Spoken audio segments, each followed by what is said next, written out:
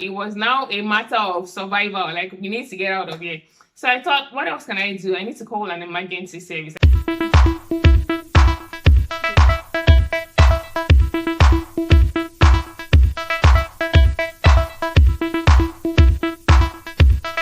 Hi guys, welcome to my channel. My name is Laju. If you're new here, I share videos on lifestyle and career tips for health workers and immigrants moving and living in the UK.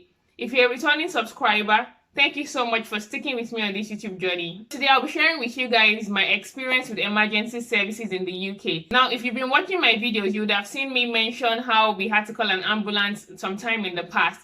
This is nothing to brag about, but in almost 4 years of living in the UK, we've had to call an ambulance, the police, and the fire service. Now, I've shared the police experience with you guys on this channel. If you haven't seen it, you should really watch it. I'll put the link so you can watch the full video to know what happened. Now, about the ambulance, I believe I also mentioned it in the same video.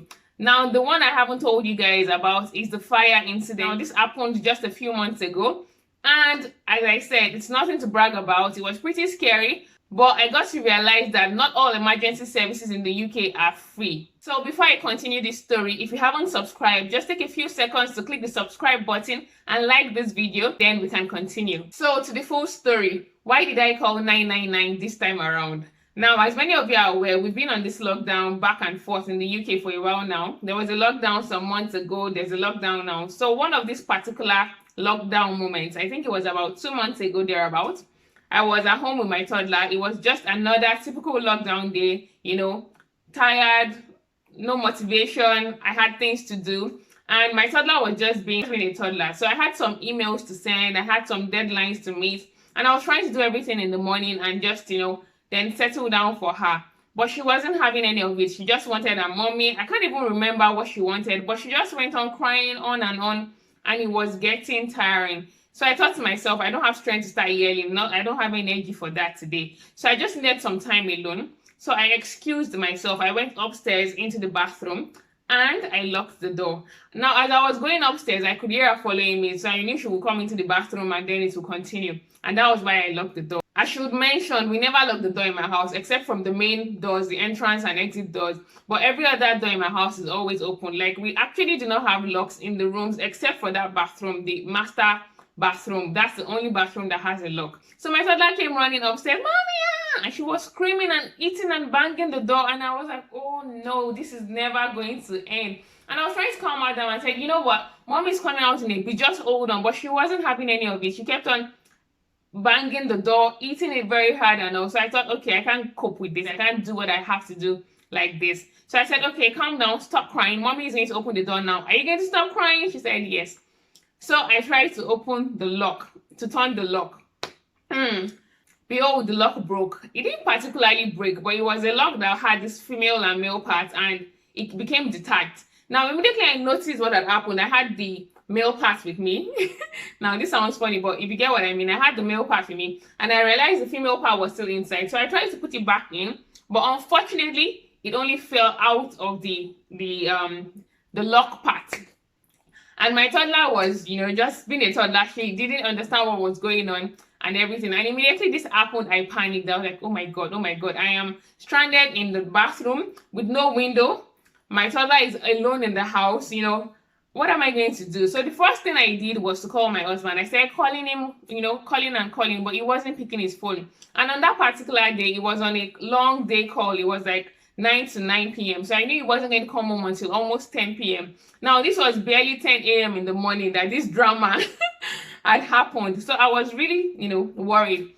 I started trying to open the door. You know, I tried all sorts. I tried to put different things in the lock. I even tried my Jackie Chan and Jet Li skills. I tried to push and I almost passed out because, girl, like, I had no strength. I had not even eaten breakfast. Only my daughter had eaten. So I said, you know what, this cannot work. At this point, she was quiet, which was good. She was very worried. She kept on saying, Mommy, come on. And I'm like, oh, calm down. Mommy's fine. Mommy will be fine. You know what, sit on Mommy's bed, blah, blah. I think I took a stick, one of this fragrance. Yeah, I had one of these sticks. Oops. I had one of these sticks in the bathroom and I took it and I put it on and I said, can you see this? Yeah, Mommy's here. Mommy's fine. Can you touch it? And she was fine. I said, Mommy's here. Now we were no longer fighting. We just needed to get out of the bathroom. our fight was suddenly over. It was now a matter of survival. Like, we need to get out of here. So I thought, what else can I do? I need to call an emergency service. Like, I can't be here till 10 p.m. My toddler is pretty matured. You can ask her to go down and get things, but I just thought, how long would this go on for? And all. So I said, I can't stay here alone anymore. I need to call for help. So I called 999, and immediately they picked, what's your emergency? And I practiced all my skills. My name is Laju. I'm at this place. I have an emergency. I'm stranded in the bathroom. My toddler is outside alone. I said the whole thing, and they were like, okay, the fire service will be with you in 7 minutes. And I'm telling you, they came in that 7 minutes that they said. Like, I actually said, look, in 7 minutes, okay, 7 plus this time. And around that time, I started hearing footsteps downstairs. People were like, is anybody home? And I was shouting, I'm upstairs. The good thing was the main door to the house was open. Usually when my husband goes to work, he says things like, oh, come down and lock the door, But I don't usually lock it, to be honest. Like, I lock it sometimes, but not often. So that day was one of the good days when I didn't lock the door. The door was open. So imagine if the fire people had to first break the door in and then come in. It should have been so clumsy and just terrible. But when they came in, I could hear their voice, and I could hear them saying, oh, Lisa girl, where's your mom? And she was saying, oh, my mom is inside. So they also wanted to try to break the door. Then they noticed, oh, it just got detached. The door is not broken. So they asked me, is the other part with you? I said, yes. So they put the female part, and then I pushed the male part. We all tried to align everything, and then I opened the door from inside. And that was how I was free. And I was sweating. I was really sweating. Like, it was traumatizing, like the whole experience. And I hugged my daughter, and she was like, Mommy, don't ever lock the door again. Mommy, don't get stuck in the toilet again. All this stuff. And I'm like, I'm so sorry. And we hugged. And I explained what happened to them. Like, I never do this. I never lock the door and all. But on this particular day, I'm sure they'll be used to this. Like, a lot of drama during this lockdown. Like, it's so frustrating when you're just locked down. Like, oh my God. It feels like you are locked up. I can't imagine how prisoners must feel. Like, being locked up in a prison, it's terrible. Like, I pray it never happens to me or anyone I know, or anyone, whether I know you or not. I pray it never happens to you, because it's just terrible. That's freedom of movement, your liberty being taken away. And I know this is for a good cause. I know that, we are trying to reduce the spread of the pandemic, and I really pray that this ends. But yeah, one of these things can happen when you are just trapped in, and you can just get frustrated, especially if you're a parent. It can just be so much on some days. So yeah, I don't know if it's just me, but I'm sure it's not just me, because some days you just need time for yourself. And it seems like it would never happen, So that happened, and then I heard the fight. There were about 4 of them. They came in their truck, and they were, talking among themselves. Then they gave me a form. I filled, I signed everything. And after going back and forth, I was waiting, and then one of them said, this is because of the circumstance around this is categorized as a special service, so we won't be charging you. And I'm thinking, oh, okay, oh, it's not free. I didn't say that, but like, oh, okay. And they said, because there's a child involved, because of the child involved, you won't be charged for the service. And I said, oh, thank you very much. So immediately they left. I picked up my phone and I opened Google.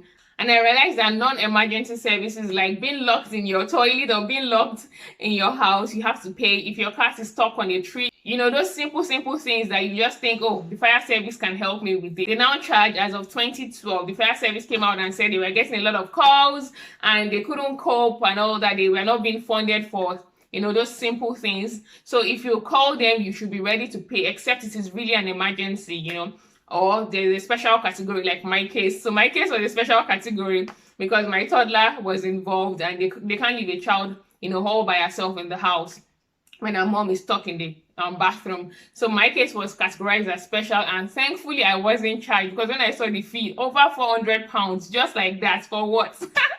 If I knew there was a fee involved in calling the fire service, to be honest, I don't think I would have called them. I'll probably have told my daughter, you know what, go downstairs, open the freezer, take the ice cream, sit on mommy's bed, and we'll be singing to ourselves through the door. Because just knowing that I'll be charged £400 if there's no fire or anything, if there's a fire, obviously you call them. But in a case like this, I'll probably just keep calling my husband until he peaks, and tell him, guy, you have to come home or we are stranded.